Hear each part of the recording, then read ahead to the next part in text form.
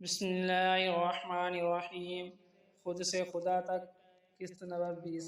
جسم اور ذہن کا گٹھ جوڑ۔ ذہن کے اولین کی جبلت عدم تحفظ کا احساس ہے۔ یہ ہر سانس کے ساتھ خود کو محفوظ کرنے کی کوششوں میں مصروف ہے۔ نفس کو خدا سے کوئی غرض نہیں ہے، اسے اللہ کے ہاں پلٹنے سے کوئی دلچسپی نہیں ہے۔ یہ خدا سے بھاگتا ہے، بیزار ہے اور خوف کھاتا ہے، کیونکہ یہ دنیا میں رہنے کے لیے بنا ہے۔ اسے اپنے آپ سے ہمیشہ ہمدردی ہے۔ جسم اس کا محکوم ہے اور یہ ایسا صفاق حاکم ہے جسے اپنے محکوم سے بے پناہ ہمدردی ہے، لیکن یہ کسی صورت اسے آزاد کرنے کو تیار نہیں۔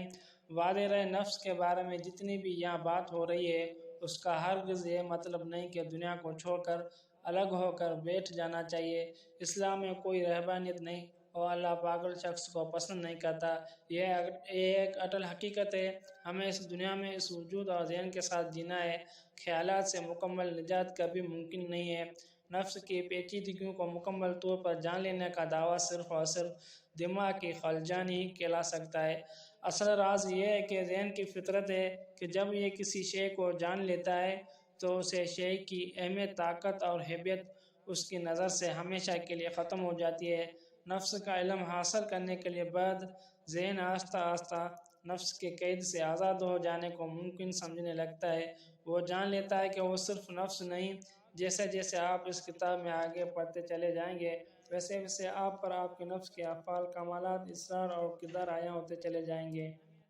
یہ آپ کے ذہن کے لیے نئی چیز ہے، یہ نیا ڈیٹا ہے۔ اس سے آگاہ ہو جانے کے بعد، ذہن میں اس کے نصب ہو جانے کے بعد، آپ کی اہمیت آپ کے اپنی نظروں میں تبدیل ہونا شروع ہو جائے گی۔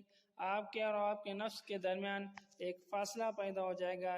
یہ فاصلہ پیدا ہو جانے سے آپ خود کو خود سے الگ ہو کر دیکھنے کے قابل ہوں گے، تو آپ کے اندر نفسیاتی ارتقاء کا آغاز ہو جائے گا۔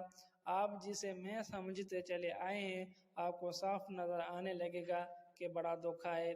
خود ساختہ مسائل، نفس کی لاعلمی کی وجہ سے پیدا ہونے والی نفسیاتی الجھنیں، دکھ، درد اور کرب، حسد، غصہ، نفرت اور انتقام، حد سے زیادہ بڑھنے کی مبالغہ آمیز خواہش، اس بات کا بے کران دکھ کہ آپ کو کوئی نہیں سمجھتا، نہ ہی کوئی جانتا ہے کہ آپ کیا چاہتے ہیں، سب کچھ تحلیل ہونے لگے گا اور دھیرے دھیرے پردے کے پیچھے سے ایک باوقار سلجھا ہوا، اللہ کی رضا میں راضی اور اس کی دوستی کے مزاج میں گوندا ہوا، ساری دنیا کے لیے سرتاپا محبت ایک نیا انسان نمودار ہونے لگے گا۔